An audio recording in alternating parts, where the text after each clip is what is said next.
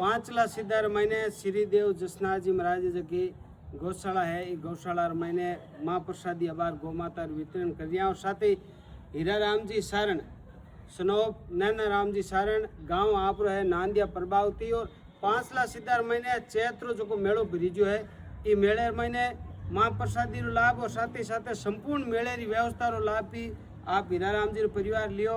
अबार गौशाला महीने आयोड़ा हाँ और देखो प्रसादी है जबकि गौ माता ने वितरण कर दिया है।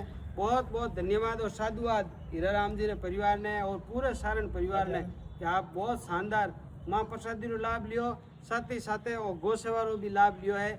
और बहुत बहुत शुभकामनाएं, बहुत बहुत धन्यवाद। और अबार गौ माता ने देखो लाभ से खिला रही यहाँ श्री जसनाथ गौ सेवा समिति 5 सीधर महीने है ये गौशाला महीने अबार लाभ से वितरण कर रहे हैं। और गौ माता रे सेवा रो छोटो सो वीडियो भी आप साथ शेयर कर रहे हैं। आपने भी पसंद है कि वास्ते महीने सेवा होनी चाहिए तो आप ये वीडियो खूब शेयर कर दो। बोलो गौ माता की जय हो, सनातन धर्म की जय हो।